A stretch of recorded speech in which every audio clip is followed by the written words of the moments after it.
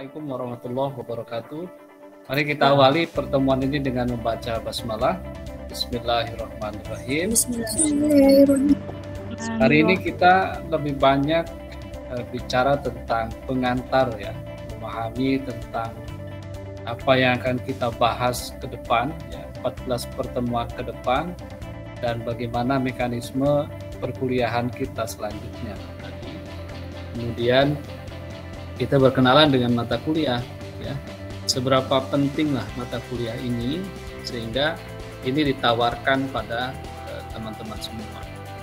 Jadi mata kuliah ini sebenarnya kelanjutan dari dulu teman-teman sudah mempelajari ilmu kewarganegaraan gitu ya, dengan Rushiba ya. Nah, ilmu kewarganegaraan adalah dasar dari pendidikan kewarganegaraan, karena dari ilmu kewarganegaraan itulah kemudian setelah berpadu dengan pendidikan disiplin ilmu pendidikan dan disiplin ilmu pendidikan disiplin ilmu sosial, lahirlah pendidikan kewarganegaraan seperti saat ini. Saya sudah meminta teman-teman untuk bergabung di e-learning gitu ya, dan saya sudah simpan pengantar, video pengantar di e-learning itu, nanti bisa diputar di sana ya. Saya simpan di YouTube, sebenarnya linknya saya simpan di e-learning, tetapi di YouTube masih tidak publik gitu ya, hanya teman-teman yang memiliki link saja yang bisa mengakses gitu ya. Nah, teori dan landasan PPKN ini kurikulum di tahun 2020 kita sebut teori dan landasan PPKN. Kalau kurikulum sebelumnya namanya adalah landasan dan teori PPKN. Jadi dibalik gitu ya. Biar teori dulu kemudian landasan ya. Nah, apa penjelasan untuk mata kuliah ini? Nah, di sini di deskripsi dijelaskan mata kuliah ini membekali mahasiswa tentang landasan dan teori-teori PPKN gitu ya, sebagai kelanjutan dan pendalaman dari apa yang telah diperoleh pada mata kuliah ilmu kewarganegaraan. Nanti ada bagian-bagian di mana kita hanya penyegaran saja, ya, penyegaran dari apa yang sudah kita peroleh melalui mata kuliah ilmu kewarganegaraan. Melalui perkuliahan ini, ya, mahasiswa akan memperoleh kesempatan untuk mengkaji lebih lanjut aspek-aspek teoritis dan landasan pendidikan kewarganegaraan. Jadi nanti ada beberapa landasan PKN gitu ya, dalam statusnya sebagai mata pelajaran di sekolah yang saat ini namanya adalah PPKN. Kemudian juga ada sebagai mata kuliah di perguruan tinggi seperti yang teman-teman ikuti dulu di semester 2 gitu ya, ada mata kuliah pendidikan kewarganegaraan, atau sebagai program akademik, program studi di perguruan tinggi seperti teman-teman ikuti ya, masuk sebagai mahasiswa program studi PKN, baik pada jenjang S1, S2 ataupun S3, atau yang terakhir adalah statusnya sebagai gerakan sosiokultural kewarganegaraan di masyarakat. Nah itu ya. Nah kemudian ini materi kajiannya gitu ya, materi kajiannya, satu pendahuluan ya hari ini, kemudian yang kedua tentang disiplin ilmu, pendidikan disiplin ilmu, pendidikan disiplin ilmu sosial, kita rancang di pertemuan kedua dan ketiga. Di sini ya, ada berwarna berbeda, ini langsung menuju kepada link penjelasan gitu ya, karena tahun kemarin ada perkuliahan yang sama dan kemudian saya rekam, saya simpan bahan itu, ada yang kita simpan di podcast, ada juga yang disimpan di YouTube gitu ya. Nanti bisa teman-teman klik, bisa teman-teman ikuti lah mana yang disimpan di podcast dan mana yang disimpan di YouTube ya, untuk membantu penjelasan untuk setiap materi ini gitu ya. Jadi materinya atau penjelasannya sudah kita siapkan sebelumnya, sudah tersebar lah di podcast dan di YouTube. Nah, karena itu silakan saja berkunjung ke podcast atau ke YouTube-nya, gitu ya. Kemudian PKN sebagai tradisi pendidikan disiplin ilmu sosial dari social studies gitu ya. Kemudian lahir pendidikan keluarga negaraan. Ini kita rancang di pertemuan keempat dan pertemuan kelima, dan ini adalah bagian penjelasannya. Dulu masih di podcast sepertinya ini ya. Kemudian tentang civic education dan citizenship education, ini yang nomor 4 ini adalah penyegaran dari apa yang dulu pernah dibahas di ilmu negara. Ini adalah kajian teoritisnya, gitu ya. Secara teori PKN atau civic education atau citizenship education itu seperti apa, gitu ya, proses tumbuhnya PKN. Kemudian nomor 5, dimensi kajian PKN. Ya. Tadi saya sampaikan PKN sebagai program kurikuler di sekolah atau di perguruan tinggi, PKN sebagai program akademik di perguruan tinggi jenjang S1, S2, dan S3, dan PKN sebagai gerakan sosio-kultural kewarganegaraan di masyarakat. Kita akan melihat bagaimana pendampingan warga di masyarakat, komunitas-komunitas warga ya, itu menjadi kajian dari pendidikan kewarganegaraan. Nah, berikutnya tentang kompetensi kajian PKN. Kita selalu harus ingat bahwa PKN itu ada kompetensi kajiannya. Misalkan satu, ada civic knowledge ya, pengetahuan kewarganegaraan. Kemudian civic skill, keterampilan kewarganegaraan atau kecakapan kewarganegaraan. Kemudian ada civic disposition ya, karakter kewarganegaraan, baik karakter individual, karakter privat maupun karakter publik ya, karakter di ranah publik gitu ya. Kemudian nomor 7 tentang landasan pendidikan kewarganegaraan.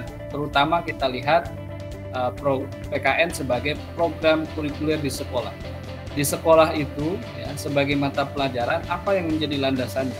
Landasan filosofisnya, landasan sosiologis, landasan yuridis, landasan psikologis, landasan pedagogis. Gitu ya. Nanti kita lihat. Sehingga kita punya bekal yang kuat bahwa mata pelajaran PPKN di sekolah itu memang punya landasan yang jelas gitu ya. Dasar teori yang kuat, landasan yang jelas, tidak sekedar sebagai mata pelajaran, tetapi dia memang benar-benar bertumpu pada landasan-landasan yang kuat. Nah, kemudian nomor 8 ini kita akan mengenalkan beberapa bidang kajian PKN di beberapa negara. Jadi PKN ini kan bukan hanya milik Indonesia, tapi hampir di setiap negara pasti memiliki bidang kajian PKN dengan berbagai nama. Ya. Namanya bisa saja berbeda-beda, tidak mesti PKN, gitu ya. Nah, tetapi hampir sama, ya, rata-rata hampir sama bahwa penyelenggaraan PKN di setiap negara itu adalah untuk membentuk warga negara yang baik gitu ya, sesuai dengan apa yang dicita-citakan oleh negara itu. Nah, yang terakhir adalah perkuliahan untuk refleksi ya. Jadi pertemuan akhir biasanya kita gunakan untuk refleksi tentang proses yang sudah dilewati, kemudian persiapan untuk pelaksanaan ujian akhir. Itu ya materi kajiannya. Kemudian di sini sumber dan referensi. Nah, sumber-sumber yang bisa digunakan antara lain ini buku-buku. Nah, ini sudah cukup lama gitu ya. Bukunya ini bahkan tahun 87, walaupun sekarang ada yang terbitan baru ya. Terbitan tahun 2000-an ke sini. Ya. Pada dasarnya ini adalah memberikan pengetahuan awal tentang studi sosial, ya, social studies, yang itu menjadi cikal bakal lahirnya PKN. Ya. Dari Samuel Barr Robert Samuel Sermis dan James Albart gitu ya, tentang hakikat dasar studi sosial. Saya ada 2 bukunya, satu yang tahun 87, kemudian satu lagi yang terbitan baru ya. Kita bisa belajar dari sana bahwa ada tradisi dalam pengajaran studi sosial, pengajaran IPS di sekolah. Kemudian yang paling utama adalah yang sini dari Profesor Nu'man Sumantri ya. Ini yang biasa kita gunakan ya, yang banyak kita gunakan, kita jadikan rujukan. Profesor Nu'man Sumantri almarhum ini menggagas pembaharuan pendidikan IPS. Jadi dulu tahun 2001, ini awal saya masuk S1 ya, buku ini terbit dan langsung menjadi kajian yang menarik di kelas, karena ini adalah kumpulan tulisan dari Profesor Nu'man, termasuk ada satu buku yang terbit sekitar tahun 85-87 yang menjadi bagian dari buku yang diterbitkan tahun 2001 itu ya. Judul bukunya adalah Metode Mengajar Sivik, kemudian menjadi bagian dari satu bab di buku Menggagas Pembaharuan Pendidikan IPS ya. Bukunya sudah tidak cetak lagi sekarang ya, sudah lama sekali, tetapi ini menjadi buku rujukan utama kita. Kemudian ada juga buku Profesor Endang Sumantri, ini An Outline of Citizenship and Moral Education in Major Countries of Southeast Asia. Jadi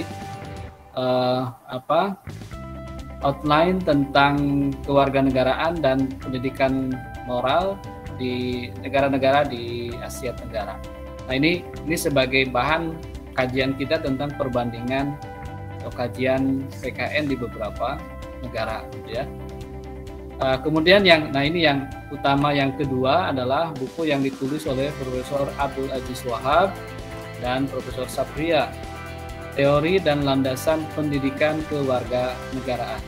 Buku ini terbit 2011, sampai sekarang sepertinya belum cetak ulang karena mau direvisi katanya ya. Tapi ini menjadi buku rujukan utama bagi kita untuk bisa memahami kuliah teori dan landasan PKN. Kemudian ada buku yang ditulis oleh Dr. Winarno, Pembelajaran PKN. Ini untuk kita mengetahui bagaimana karakteristik PKN di persekolahan ini ya, di sekolah.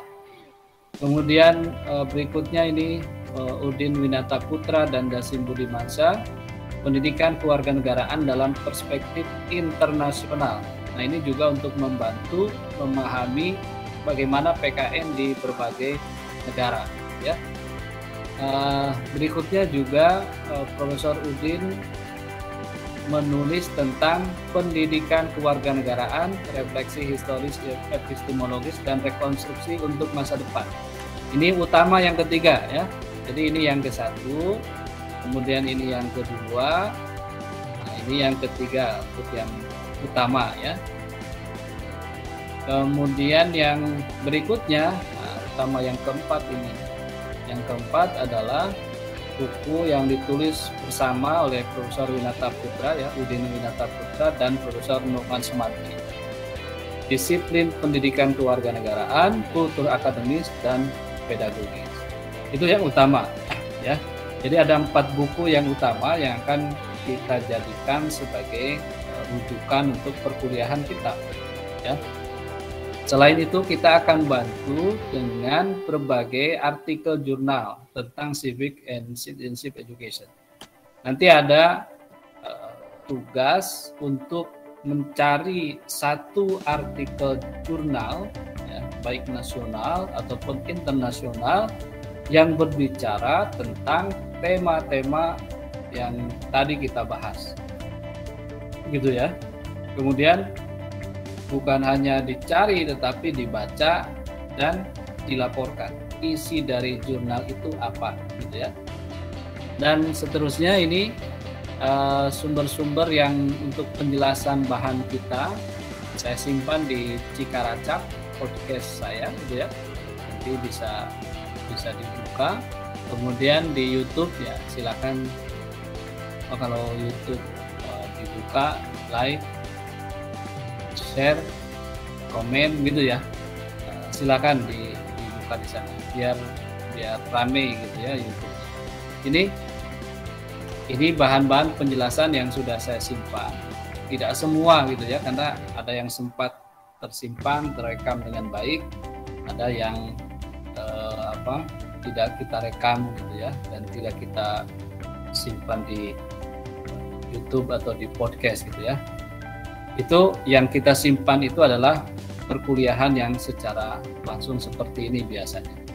Oke, itu sumber dan referensi ya. Jadi ada 4 sumber utama ditambah artikel-artikel tentang jurnal, dan untuk penjelasan berikutnya bisa dilihat dari YouTube dan podcast. Jadi ini 5 lah ya.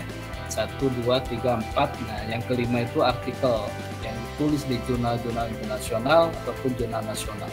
Sudah banyak sekali ya. Jadi tinggal kita klik, cari di internet, di Google Scholar, itu ketemu nanti artikel-artikel jurnal. Nah, terakhir ini teman-teman tentang kontrak belajar ya. Perkuliahan akan kita laksanakan secara blended learning ya. Luring terbatas di kelas dan daring melalui e-learning wadah ya. Jadi nanti bahan-bahan ini ada video, termasuk ada podcast, saya simpan juga di e-learning agar memudahkan teman-teman mengakses gitu ya semua bahan itu. Kemudian pelaksanaan perkuliahan sesuai jadwal kita hari Senin siang ya, mulai pukul 14.15 gitu ya. Kita sesuai jadwal saja. Kemudian kehadiran minimal mahasiswa adalah 11 kali ya, 11 kali. Jadi diharapkan apalagi ini kelas online, teman-teman bisa hadir secara maksimal gitu ya. Karena teman-teman, sekarang presensi itu akan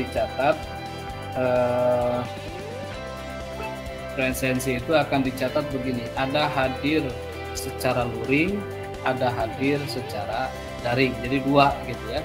Misalkan nanti berempat ini hadir di kelas, saya akan rekap di Simeru itu hadir secara luring. Sisanya itu hadir secara daring gitu ya. Oke, berikutnya mahasiswa wajib mengikuti kegiatan perkuliahan dengan sungguh-sungguh, berpartisipasi aktif dalam proses pembelajaran dan menjunjung etika akademik ya. Jadi kita apalagi di program studi PPKN tentu saja kita berharap bahwa etika itu lebih utama ya. Adab dalam menuntut ilmu itu lebih utama dibandingkan pengetahuan yang kita peroleh. Jadi di beberapa tempat sebelum masuk ke materi itu biasanya malah diajarkan dulu tentang adab gitu ya. Adab atau akhlak gitu. Akhlak bagaimana seorang penuntut ilmu. Bagaimana dia memperlakukan teman-teman yang sama-sama menuntut ilmu. Bagaimana dia harus menghormati guru ya, yang memberikannya ilmu gitu ya. Penghormatan itu adalah bagian dari adab menuntut ilmu. Bagaimana adab itu? Salah satunya karena kita bertemu secara daring lebih banyak. Etika ketika kita kuliah secara daring. Kuliah secara daring bisa sinkronus, bisa juga asinkronus ya. Pada saat sinkronus seperti ini itu akan lebih enak gitu ya. Kalau misalnya kita misalkan minta seperti tadi on kamera gitu ya, semuanya alhamdulillah kelas ini on kamera gitu ya, perkenalan diri on kamera. Itu akan lebih mendekatkan guru dengan siswa ya, dosen dengan mahasiswa, sehingga merasa kita tuh benar-benar berada di satu tempat yang sama, daripada dosen misalkan di Zoom, di Google Meet, ngomong sendiri, pesertanya off kamera semua. Itu sepertinya kita dekat tapi memang jauh gitu ya, didekatkan oleh media tapi yang dekat itu juga karena tidak menunjukkan aktivitas sama-sama, ya, akhirnya tetap kita merasa jauh. Oke, berikutnya nilai akhir ini akan dihitung dengan mempertimbangkan empat komponen ini. Satu, partisipasi, ya, kehadiran dan aktivitas perkuliahan saya hargai ada 10%, baik luring ataupun daring. Kemudian ada tugas, ya, individual ataupun kelompok, ada UTS 30%, UAS 40%, sehingga jumlahnya 100%. Ya, baik, itu teman-teman pengantar untuk mata kuliah kita. Ada pertanyaan yang dapat diajukan, silakan. Nah, materinya hanya sampai itu saja, ya. Silakan kalau ada pertanyaan. Nah, berkaitan dengan nanti bahannya saya kirimkan dan saya simpan di e-learning. Silakan mulai dicoba, diklik link YouTube atau podcastnya, ya. Jadi harapannya nanti perkuliahan kita teman-teman tidak datang dengan modal kosongan gitu ya, tetapi sudah pernah mendengar, sudah pernah menyimak penjelasan itu sehingga bisa nyambung gitu ya. Kalaupun misalkan sumber-sumber yang tadi belum bisa diperoleh, paling tidak ada penjelasan-penjelasan yang bisa disimak terlebih dahulu di YouTube ataupun di podcast. Kalau podcast kan bisa di setel di Google Podcast, bisa di Spotify gitu ya. Nanti cari saja di Spotify, cari Cikaracak. Ya. Google Podcast juga sama, cari Cikaracak itu saja. Atau kalau ya sambil saya memperkenalkan, ada podcast Prodi juga ya, Karsa Warga, cari ketemu nanti. Gitu ya. Kalau tidak mau ada iklan, setelnya di mana? Di Google Podcast ya. Kalau Spotify mah nanti ada iklannya dulu gitu ya. Oke. Kalau YouTube, nah YouTube pasti ada iklan kecuali Anda gunakan premium ya. Siapa yang gunakan YouTube Premium ya? Kalau di sini Pak Trisna yang gunakan biar tidak ada iklan katanya. Oke, kalau tidak ada lagi pertanyaan, saya kira itu saja pertemuan kita hari ini sebagai pengantar. Nanti kita mudah-mudahan bertemu di pertemuan kedua dan kita akan mulai mengkaji materi yang pertama, yaitu tentang disiplin ilmu pendidikan dan pendidikan disiplin ilmu sosial, gitu ya. Kita ketemu minggu depan, mudah-mudahan sudah bisa kita blended learning ya. Nanti kita koordinasi di grup ya. Siapa saja yang bisa hadir di kelas dan kita akan siapkan terlebih dahulu. Oke, kita akhiri. Akhirul kalam. Assalamualaikum warahmatullahi wabarakatuh.